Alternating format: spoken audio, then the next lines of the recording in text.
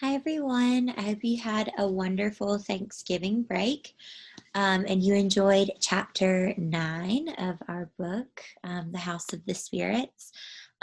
So, what I want to do first before we kind of get into the notes of this chapter is I want to review the reading check that you should have just done with Miss Nye. Okay. So, I'm going to share screen here for us. I'm going to pull up the reading check, and we'll go through this, and then we can kind of talk about some of the plot points that happened in chapter 9. Okay, so let's see. For number 1, what color is Alba's hair? Who else in her family has this hair color? Okay, so it's interesting because there's a lot of different details that we get about Alba and the way that she looks. And guys, also too, Miss Nye shouldn't have taken this up. You should be marking and adding notes to what you've gotten wrong, or just giving yourself a little smiley face if you got it right. Okay, this won't be graded, so you should just be going over the answers that you put. All right. So again, for number 1, her hair is green, right? It has that same green tint that Rosa the Beautiful had, which was our very first chapter of our novel. So that's interesting there that we kind of have, again, this cyclical thing going on with the different generations, okay? So for number 1, again, it's green and Rosa the Beautiful. Number 2, please use 3 adjectives to describe Alba. You must explain each adjective, with a sentence of justification. So for this one, guys, y'all could have put a number of things. I probably would have definitely talked about her hair, her eyes, right? She has Pedro Tercero's eyes, her father. You could have talked about her luckiness, right? That is talked about a lot. Anything really, as long as you had justified it with a full sentence there. All right. Number 3, who is Esteban Garcia? What does he ask from Esteban Trubia? So Esteban Garcia is Esteban Trubia's grandson. Okay. So his grandmother is Pancha, right? Do y'all remember? Originally, that is who Esteban, the first woman that he had raped, right, at Tres Marias. So that's important to know that connection there, okay? That is his grandfather, all right? And there's some interesting things that go on with Esteban Garcia and Alba too, which we'll talk about when we get to our notes. Okay, so know that there for number 3. Esteban Garcia is Esteban Trubia's grandson. Okay, so yeah, it's interesting there, that connection. And if you remember too, when he was a child, he is the one who betrays Pedro Tercero and tells Esteban where he is. And so he's able to go. And of course, we know he cuts off his fingers and all of those things. Okay. Number 4, who dies when Alba is 7? What does she ask Alba to pass out? Clara dies. Okay. So we have her dying when Alba is 7 years old. And she asks Alba to pass out letters that she's written to each of the family members. Okay, and hopefully this one for number 5, explain who said the following quotation and its significance. Just as when we come into the world, when we die, we are afraid of the unknown. But the fear is something from within us that has nothing to do with reality. Dying is like being born, just a change. Okay, and that's Clara who says that. And she says it to Alba, and Alba totally understands this, that even when her grandmother dies, she still will be able to communicate with her, right, and still have her as a piece of her. And so that's pretty important there, this ending of Clara. And again, of course, we have this beginning with Alba and her story. Okay. So a lot of stuff happens in chapter 9, guys. We get a lot of different things that go on here. We get more information about Jaime and Nicholas, right, and how their lives have ended up and how different those brothers are. And we know that their relationship will never be the same because of Jaime's love for Amanda, right? We have Amanda who actually leaves. Miguel, right, is her younger brother who actually watches Alba being born. There's some evidence that Miguel and Alba will be together eventually. And there's a connection there with him actually witnessing Blanca birthing Alba, which is interesting there. So we have the brothers, we have Esteban Trubia, right? In his relation as like a senator and doing all of his work in politics. He still goes to Tres Marias twice a year, and Alba goes with him.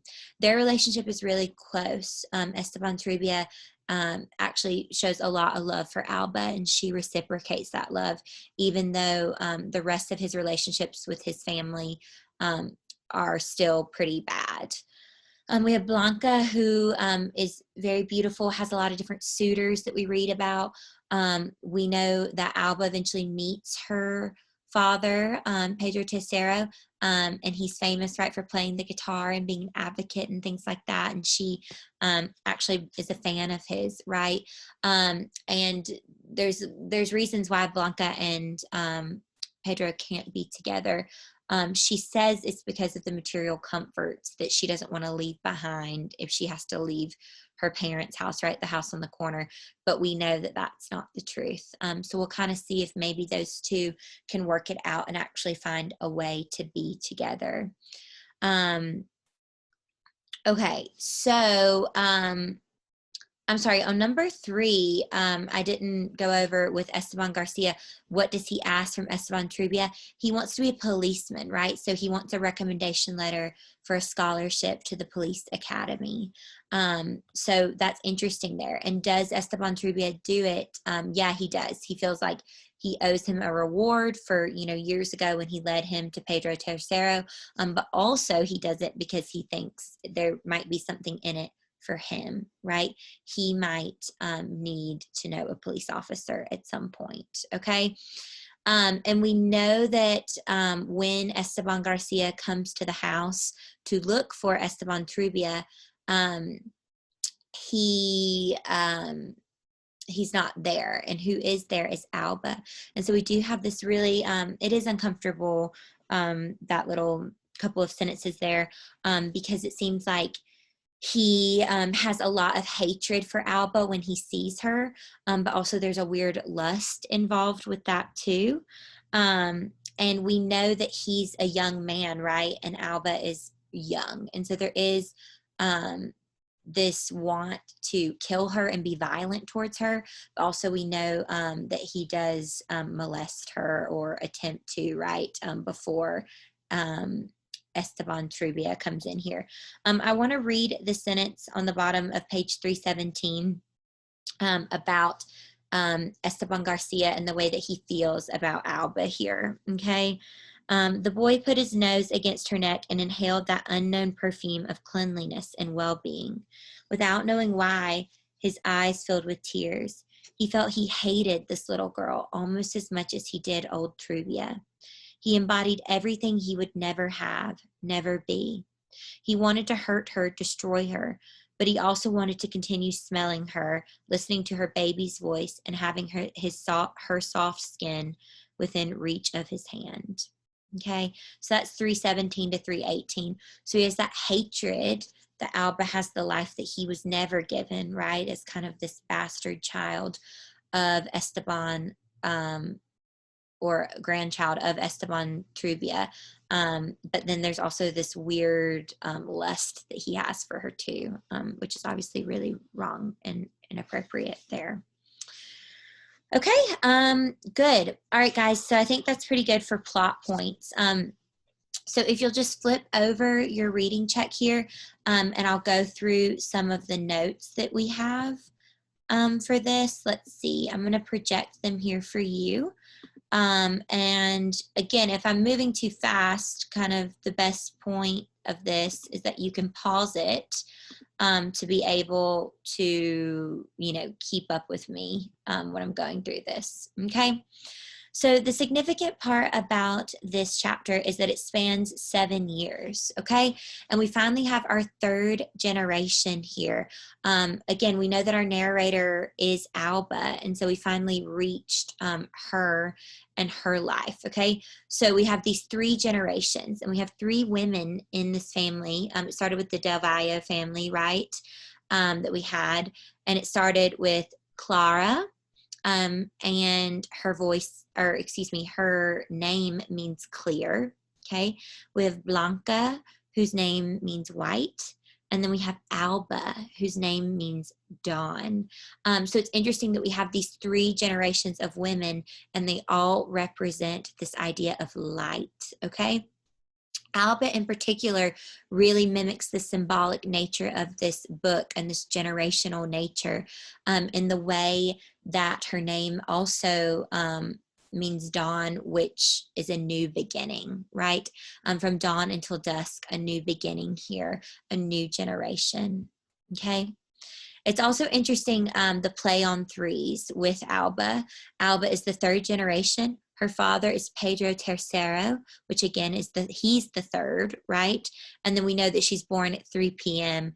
when Blanca barely makes it back from the train station to have her at the house on the corner in the capital.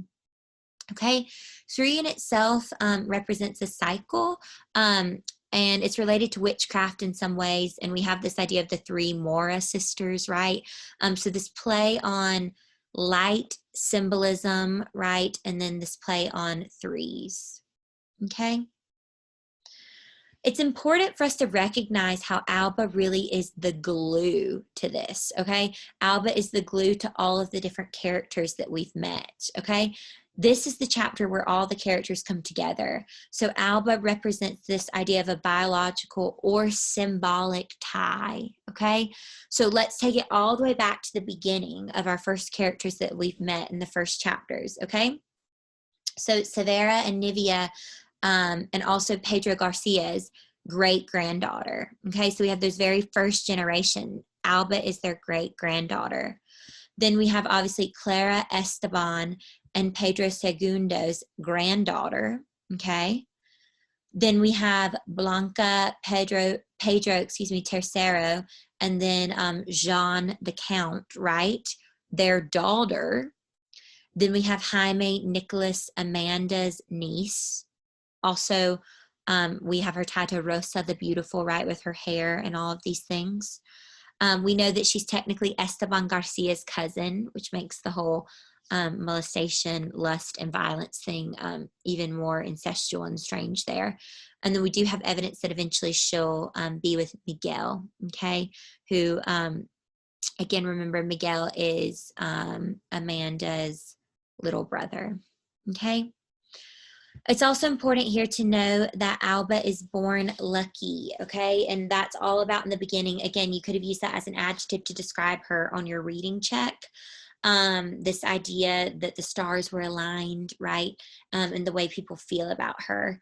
So this luck, manifests in the way people treat her, as well as her ability to escape Esteban Garcia's attempts at killing her. He does have the urge to strangle her, but then Esteban Trubero, sorry, I always mix up his name, guys, comes in, and there'll be other situations too that we'll see between Esteban Garcia and Alba. Okay, guys, so again, if you needed any of these notes, feel free to rewind, pause. These should be written on the back of your reading check, okay? So you should have gone through and been correcting your reading check with all of the correct answers. You should have all of your notes. Keep this in your notebook. I will be coming around tomorrow to give you a stamp, to give you classwork credit for today with the substitute, okay? That's all I have for you guys on this chapter. Again, this was a pretty significant chapter here that all came together. Again, we're getting towards the end of this book, so we have our final generation with our actual narrator meeting Alba, and hopefully you recognize the importance of her name, the symbolism, right, with the numbers and the generation and the way that she's connected to all of our other characters. It's really kind of coming together. She's the glue here. Okay, so what I want y'all to do now that you finish this video is today in Google Classroom, under today's agenda, I want you to come up with at least 2 questions that you still have about the text that you are confused about, or a thought-provoking question for a peer, okay? Something that you think would be interesting to ask one of your peers about this if you feel like you understand completely what's going on. So again, for classwork credit today, now that you've taken your notes, you've finished your reading check, I want you to comment 2 questions that you're still either confused about from the text or that you would like to ask a peer, okay? Or get an opinion on, whatever it is that you choose. All right, guys. Well, I'm excited to see y'all tomorrow. Tonight you will need to read chapter 10, okay? So you need to make sure that you get that chapter done. If you finished early in class today, you can go ahead and start reading chapter 10. All right, well, I'll see you guys tomorrow and have a wonderful rest of your day.